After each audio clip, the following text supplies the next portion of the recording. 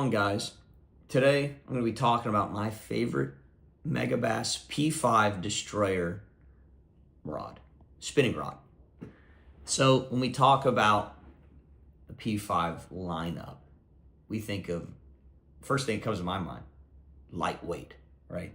Sensitive, just overall high build quality. And that's what they are, and that's what this rod is. But what is the most versatile spinning rod? Everyone has that own opinion, but I think generally we think of a 7-foot medium, right? I think it doesn't matter whether you're looking at Megabass or Shimano or Daiwa or any other rod lineup for that matter. I think we think of a 7-foot medium. So, and that's what I picked, basically. So within that P5 Destroyer lineup, there is a rod called the Addermine. So the Addermine is a F3.5 611 with the lure rating of 1/8 ounce to all the way up to a half. So let's break that down just a little bit. If you're not familiar with Megabass's rod power ratings, that number right after F, an F3.5 is technically a Megabass medium. So a Megabass medium is a little bit heavier, a little bit more powerful than a traditional medium, which is an F3.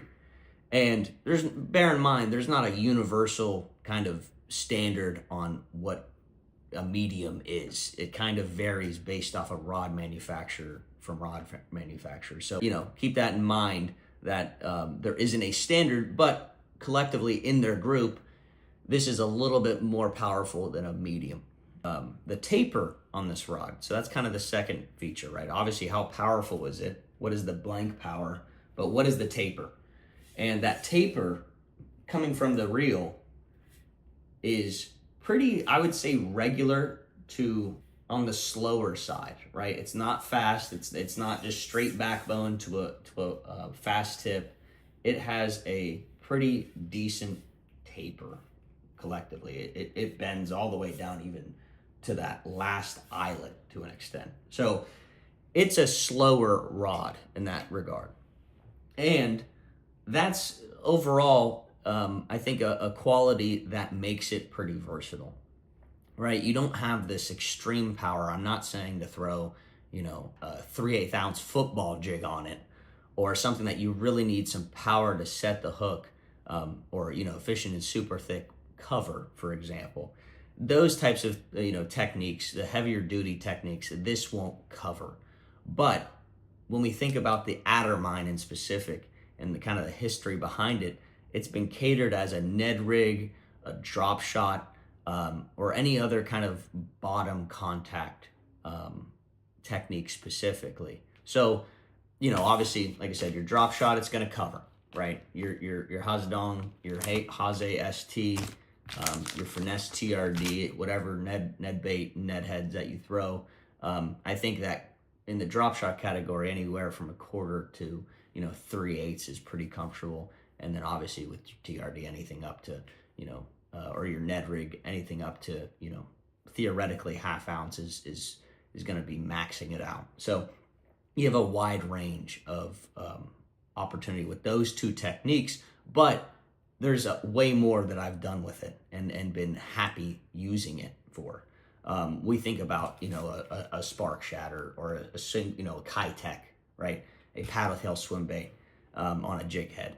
That's been another technique that I've been really, really pleased throwing, anywhere from, 16th, including the weight of that plastic, up to, 1/4, maybe 3/8 as well. I've been happy with. I've thrown Okashira heads, 1/8 ounce Okashira screw head with the spark shad on this and been really satisfied. I've thrown, mid-strolling heads, right, with 5-inch sling shad or a 6-inch, minnow. 1/8 ounce to 1/4, I think, is that sweet spot as well as a whole. But that's another thing that I can do pretty well. Obviously, your Senkos, right?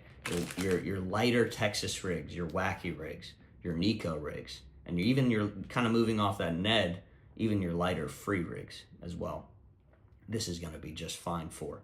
But also, because of that slower action, right, that slower taper, you can get away with throwing, your smaller poppers, your smaller topwater, like a Siglet, Grand Siglet, whatnot. You can throw, your Megabass 110 Junior on this and be just fine. You can also throw, a Karashi. This is on the lighter end of that spectrum, but you can get away with it.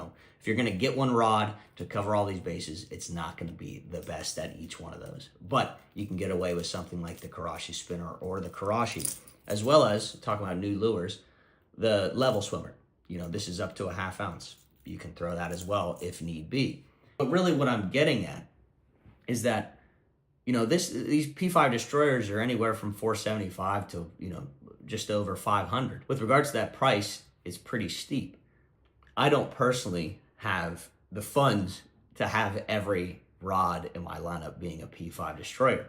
But the first one that I went with, I wanted to cover my bases, right? I didn't expect it to excel in everything, but I wanted a rod that I could have fun throwing a lot of techniques. A couple more qualities about the Addermine that I think, especially in the lineup, this rod is very light, right? Exceptionally light. And it pairs well with a light reel.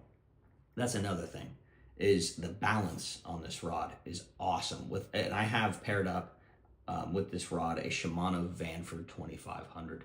And that balance point, as you can see, is right there at the knurling, right above the reel seat handle.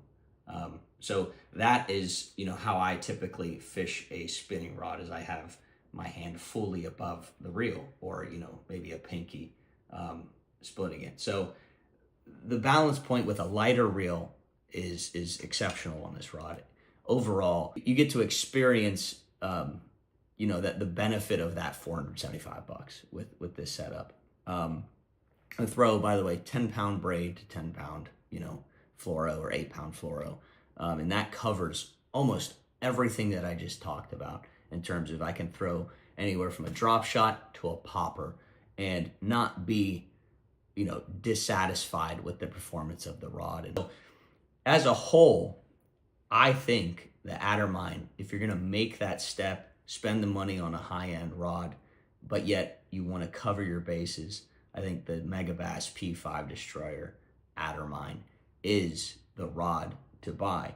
And everyone has their own opinion. With me, I think covering your bases is important, and it also kind of gives you, overall satisfaction on that money spent, right? If you can do a lot of things on it.